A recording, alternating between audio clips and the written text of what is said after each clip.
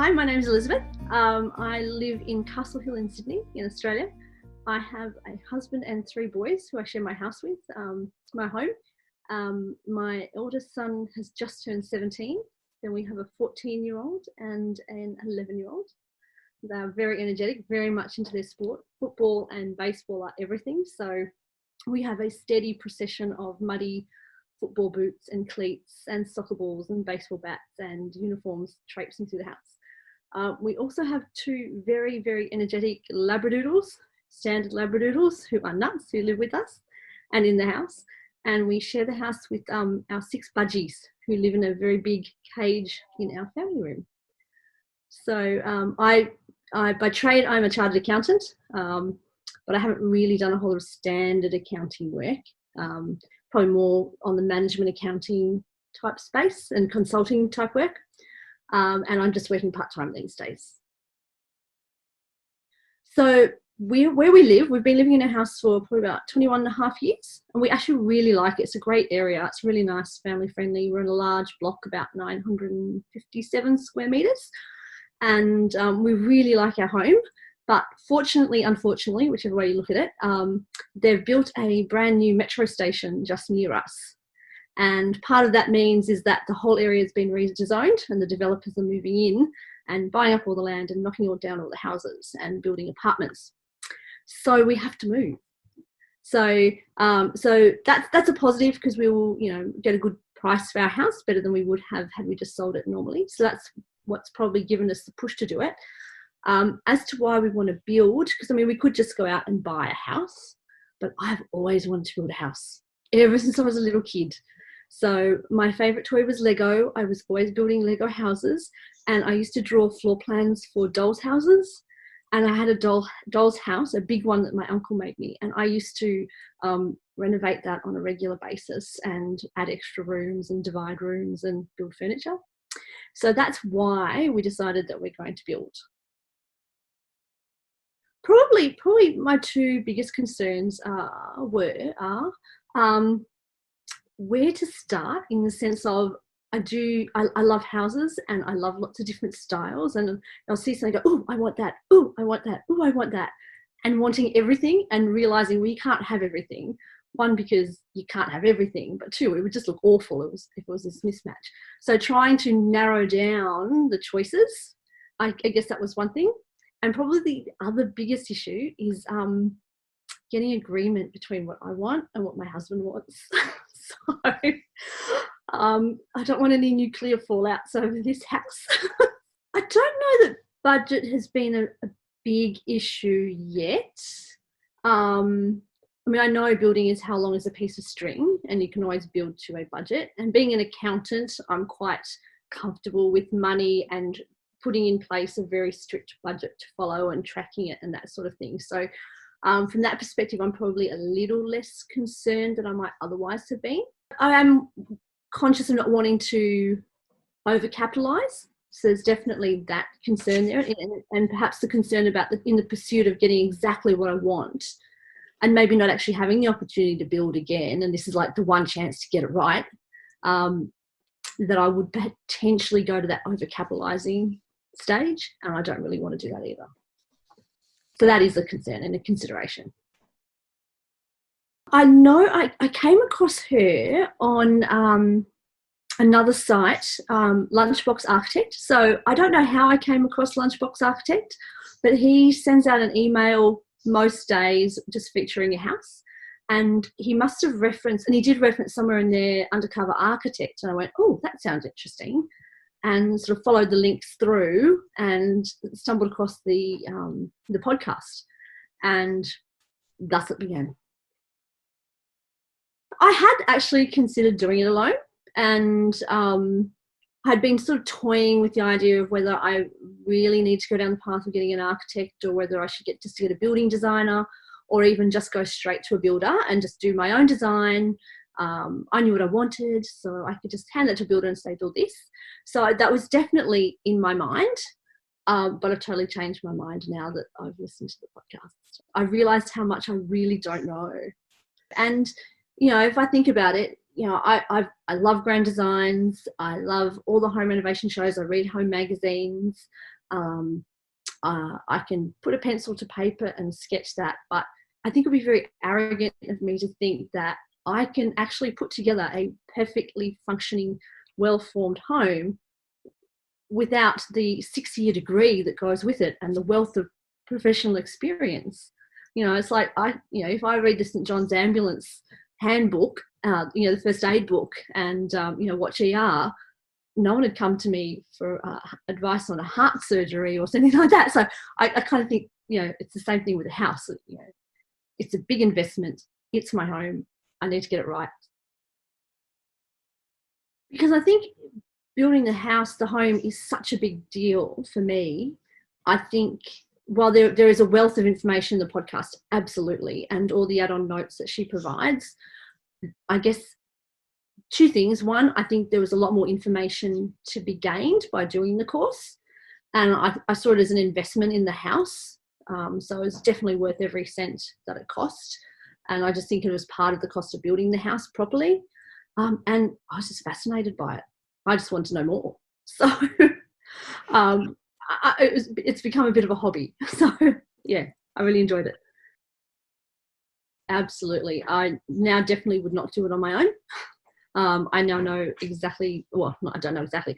I now know what I don't know, and there's a lot that I don't know. And I think probably the biggest thing is really understanding the importance of orientation.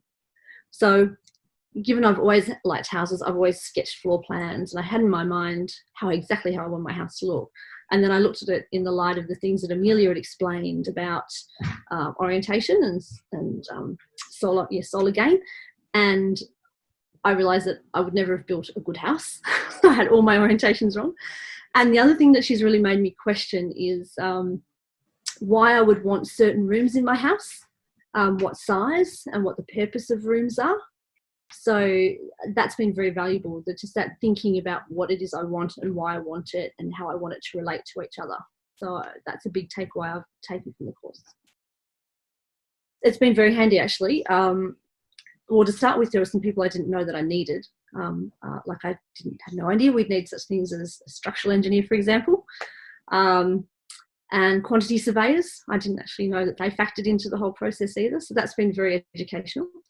And I've really appreciate Amelia's point about bringing in a builder early on to make sure that you get the design that is buildable as well. And then any cost limitations are considered in the build structure, as opposed to getting this beautiful design, falling in love with it, sending it to a builder who goes, yeah, I can't build that. Or I can build that, but that's going to cost you an extra $500,000 to do it that way. If I do this, and then you've got to reset. So I've really come to appreciate her thought that you really need that builder involved up front. And because we're still in the process of finalising the sale of our house before we can actually move on, I'm using this time now to speak to a few architects to get an idea of who I want to work with. And from the knowledge I've gained from Amelia, that's helped me with questions to ask. And certainly in the information I got from her, I was able to put together that design brief. So I've been able to go to the architects with my brief, and I think we've been able to start the conversations further down the track than otherwise. So we haven't they haven't had to try and extract information out of me and me sit there going, oh, I don't know, I haven't really thought about that, because I have thought about a lot of that. And I think that's been very beneficial. Absolutely. Absolutely. A classic example. Years ago, I designed a cabinet to go on our wall in our kitchen. I knew exactly what I wanted. I had measured it all out. I went off to the timber place and said, this is what I'd like. And the guy asked me a couple of questions, and I answered them. And he said, well, you can't do this, you can't do that. And I said, well, yes, I can. Here it is. He said, you know what, sweetie, why don't you come back on the weekend and bring your husband with you? And if I could have found a different supplier, I would have, but there wasn't. So on the weekend, I came back. He turned to my husband, started asking him the questions. He said, I don't know what you're talking about. Speak to her. She's the one who knows what she wants. So I really appreciated the knowledge that I have gained from Amelia, because in understanding some of the technical aspects and the terminology, I think I can speak more confidently. So I won't find myself in this situation with the builder turning to my husband and saying, right, can you answer this? And it's like, well, it's me. I designed this, or I'm the one who's leading this. Talk to me. Don't talk to him. Talk to me. So yeah, absolutely. Understanding the process, understanding where the process goes, the terminology and some of the issues has definitely given me a lot more confidence. Well, we went to a display home not far from us. So there's a standard display home areas, but there's this another area which has got just builders, so not the big project companies. And we went in there and I was asking the questions, no eye contact with me, all to my husband. He had a brochure to give to us. I put my hand out, he handed it straight to my husband. And we walked out and he said to me, my husband said, what did you do to him? I went, I don't know. And I said, you know what, I would never ever go work. I would never put him on. And they had by far the nicest house there. And at the time we were sort of thinking, well, maybe we would go with one of them as a builder, but there's no way I would do it because he just absolutely dismissed me. Yeah, look, so at this stage the design is, it's just me having done my sketches in my brief, which I sent a copy to Amelia, and I've sent to the 3 architects I've spoken to so far. And the feedback on it is actually, I'm quite chuffed, is quite positive. One of the architects said, look, you're 50% there, and I can see what you're trying to achieve through that. The benefit of having Amelia's input is that there are now things that aren't in that design that otherwise would have been without her. So I guess the two sides to that is, you know, another architect may have brought me to that realization, but I might have had my heart and head more fixed on what I'd put on paper without having had Amelia explain or challenge the thinking of what is it that you do want. I do like to come to my own decisions and not being told what I can and can't do. So the benefit is that in helping focus the thinking, I've now gone forward with something that is more realistic and would not cost as much because it's not going to be as big and not going to contain things I don't need. I think my favourite thing really has been the importance of getting that orientation right. And what a significant influence that can have on how comfortable the house feels, how light and airy. And sustainability is a massive thing for me as well. So I really want the house to be as sustainable as possible, and getting that orientation right is the biggest thing you can do to get that right. So that's probably my favourite thing. And I like it because it is something that really is so simple, and that the answer is in the elegance of the design and the planning. So that's one's really resonated with me. And a quote that she used was, it cost us as much to build a wall in the right place as the wrong place. So again, that reinforces the importance of getting your orientation right and your design right, and then the rest of the house follows and you get that beautiful environment that you're hoping for. I would say it is worth every cent. I mean, a house is going to cost you a significant amount of money, and the cost of doing her courses is such a small, it's less than 1% of the cost of building the house. And I think the knowledge you gain to give you the confidence to build the family home that you want, and to be able to engage the professionals that you need and to get your design right, I think it's worth every cent to make that investment.